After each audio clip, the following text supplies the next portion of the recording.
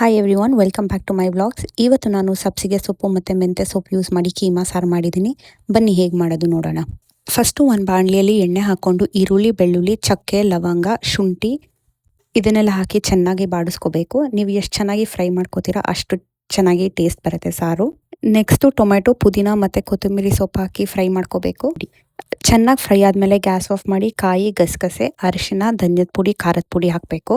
ಇದು ಕೂಲ್ ಆದಮೇಲೆ ಒಂದು ಮಿಕ್ಸಿ ತೊಗೊಂಡು ಸ್ಮೂತಾಗಿ ಪೇಸ್ಟ್ ಮಾಡ್ಕೋಬೇಕು. ಕೀಮಾ ಉಂಡೆ ಕಟ್ಟೋಕ್ಕೆ ನಾನಿಲ್ಲಿ ಈರುಳ್ಳಿ, ಮೆಂತೆ ಮತ್ತು ಸಬ್ಸಿಗೆ ಸೊಪ್ಪನ್ನ ಚೆನ್ನಾಗಿ ಚಿಕ್ಕದಾಗಿ ಕಟ್ ಮಾಡಿಕೊಂಡು ಹಾಕಿದ್ದೀನಿ. ಇದಕ್ಕೆ ಹುರ್ಕಡಲೆ ಪುಡಿ, ಆಮೇಲೆ ಪೇಸ್ಟ್ ಮಾಡಿರೋ ಮಸಾಲ ಹಾಕಿ ಇಟ್ಟಿದ್ದೀನಿ.